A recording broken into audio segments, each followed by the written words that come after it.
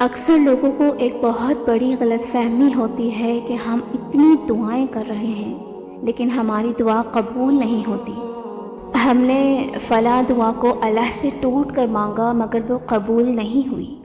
میں نے فلاں کام کے لیے دعا کی لیکن وہ کام نہیں ہو سکا۔ وہ کہتے ہیں کہ ہم نے تو قبولیت کے بہت بہترین اوقات میں بھی اپنے رب کو یاد کیا لیکن وہ چیز مجھے مل نہ سکی۔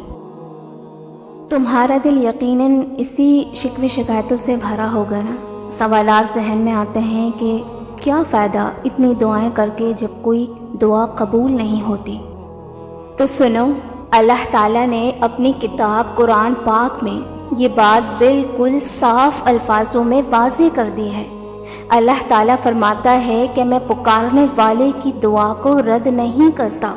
سنو، تمہارا رب تم سے کہتا ہے کہ جو مجھ سے دعا کرتے ہیں میں ان کی دعا قبول کرتا ہوں اور ان کی باتوں کا جواب بھی دیتا ہوں۔ جان لو کہ دعا کا صحیح تصور اور اصل میں دعا ہے کیا۔ ہم تو اس کے صحیح معنوں سے بھی محروم ہیں۔ یاد رکھو، جن کا غیب پر ایمان ہوتا ہے تو وہ مانگتے ہیں اللہ سے، کیونکہ یہ ہو ہی نہیں سکتا کہ جس خدا نے کہا ہے کہ میرے سامنے ہاتھ پھیلاؤ تو وہ اسے خالی ہاتھ لوٹا دے۔ جان لو، دعا قبولیت سے محروم نہیں ہوتی۔ اللہ تعالیٰ کہتا ہے کہ میں دعا اپنے طریقے سے قبول کرتا ہوں۔ اب اس کی بڑی تفصیل ہے کہ وہ کیسے قبول کرتا ہے۔ بعض دفعہ جو ہم مانگ رہے ہوتے ہیں اللہ تعالیٰ وہی دیتا ہے، بعض دفعہ اس کا آلٹرنیٹ دیتا ہے، اور بعض دفعہ نہ آلٹرنیٹ دیتا ہے اور نہ وہ چیز دیتا ہے۔ کوئی مصیبت ہم پر آنے والی ہوتی ہے تو اس دعا کی برکت سے اس مصیبت کو ٹال دیتا ہے اور وہ دعا اپنے وقت پر قبول ہو جاتی ہے۔ نبی کریم صلی اللہ علیہ وسلم نے فرمایا، یاد رکھو دعائیں لازمی قبول ہوتی ہیں لیکن تمہیں نظر نہیں آتا۔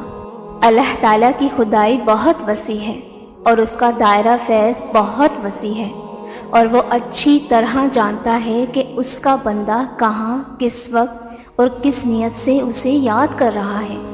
قرآن کہتا ہے کہ یاد کرو وہ وقت جب ہم نے سمندر پھاڑ کر تمہارے لیے راستہ بنایا اور پھر اس میں سے تمہیں بخیریت گزروا دیا۔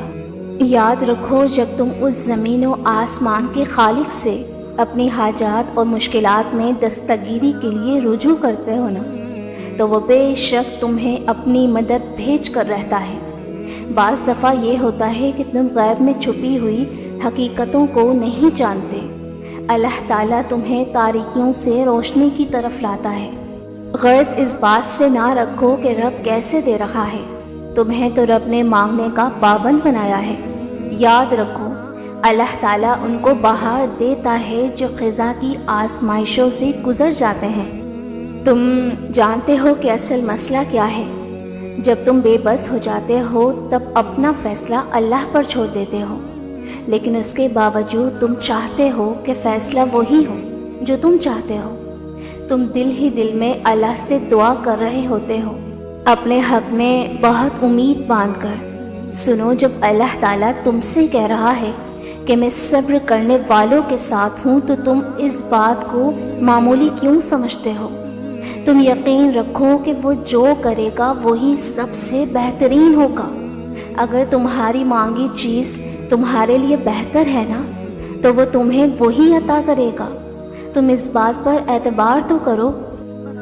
قرآن پاک میں ہے، حضرت ابراہیم علیہ السلام نے کہا تھا، صرف اپنے پروردگار کو پکارتا ہوں، مجھے یقین ہے کہ میں اپنے پروردگار سے دعا مانگ کر محروم نہ رہوں گا۔ اللہ تعالیٰ فرماتا ہے، اگرچہ تم مجھے دیکھ نہیں سکتے اور نہ اپنے حواس سے مجھ کو محسوس کر سکتے ہو، لیکن یہ خیال نہ کرو کہ میں تم سے دور ہوں۔ میں ہر بندے سے اتنا ہی قریب ہوں کہ جب وہ چاہے مجھے پکار سکتا ہے، حتیٰ کہ دل ہی دل میں جو کچھ وہ مجھ سے گزارش کرتا ہے میں اس سے بھی سن لیتا ہوں۔ سنو، کچھ دیر کے لیے اپنا موجودہ مسئلہ ذہن میں لاؤ۔ وہ چیز جو اٹھتے بیٹھتے آپ کی دعا کا مرکز ہے، وہ چیز جو تمہارے لیے بہت ضروری ہے، اگر مل گیا تو کیا کرو گے؟ جسے تم اپنا سکون سمجھتے ہو اس سے بھی سکون نہ ملا تو کیا کرو گے؟ کسی نے آپ کی زندگی میں کتنے عرصے رہنا ہے اور کب چلے جانا ہے، اس کا فیصلہ صرف اللہ کرتا ہے۔ یاد رکھو، انسان تو خود اپنی ذاتی مصلحتوں کو نہیں سمجھ سکتا، ان مصلحتوں کو خداوند عالم پوری طرح جانتا ہے۔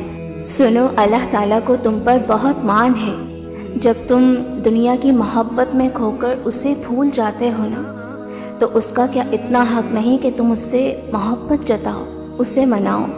جانتے ہو، جب تم اس کی بارگاہ میں روتے ہوئے، سسکتے ہوئے اپنی خواہش اسے بتاتے ہو، اپنی من پسند چیز اس سے طلب کرتے ہو، تو بس تمہارا یہ مانگنا اور تمہارا یہ انتظار اسے بہت پسند آتا ہے۔ اللہ کہتا ہے کہ میں ان سے راضی ہوتا ہوں جو مجھ سے راضی ہوتے ہیں۔ پھر وہ اپنا کن کہتا ہے اور اپنے معجزے دکھاتا ہے۔ یاد رکھو، اللہ کی طرف سے کی گئی دیر میں کتنی خیر ہے۔ یہ تمہیں تب سمجھ آئے گا جب صبر کے اشک بار سجدے شکر کے سجدوں میں بدل جائیں گے، اور اس وقت تم کانپتے لبوں سے اس کے المجیب، قبول کرنے والا کی گواہی دو گے۔ یہ دل اس کی محبت سے پھٹنے لگے گا اور تم اپنی قسمت پر رشک کرو گے۔ اب تمہارا بھروسہ تمہیں دکھائے گا کہ اللہ کی طرف سے معجزے کتنے قریب ہو چکے ہیں۔ سنو، محسوس کرو اپنی زندگی میں شامل خوبصورت چیزوں کو جو اللہ نے تمہیں عطا کی ہیں، اور امید رکھو آنے والا وقت بہت اچھا ہوگا۔ سنو، تم اپنی بے رنگ زندگی میں خود ہی رنگ بھر سکتے ہو۔ اٹھو اور دیکھو، اللہ نے تمہیں ایک اچھی زندگی دی ہے۔ تم اس زندگی کی قدر کرو، اللہ تمہاری قدر کرے گا۔ تم اس سے محبت کرو، وہ تم سے محبت کرے گا۔ وہ تمہیں وہ سب کچھ عطا کرے گا جس کی تمہیں چاہ ہے۔ اگر کبھی زندگی میں ایسی تکلیفوں سے گزرو کہ جس کا کبھی گمان بھی نہ کیا تھا، تو اطمینان رکھنا کہ اللہ تعالیٰ تمہیں راحتیں بھی ایسی عطا کرے گا جس کا تم نے کبھی خیال بھی نہ کیا تھا۔ اگر آج صبر کا دن ہے تو کل اجر کا دن ہوگا۔ وہ چیزوں کو اس طرح ترتیب دیتا ہے کہ عقل حیران رہ جائے۔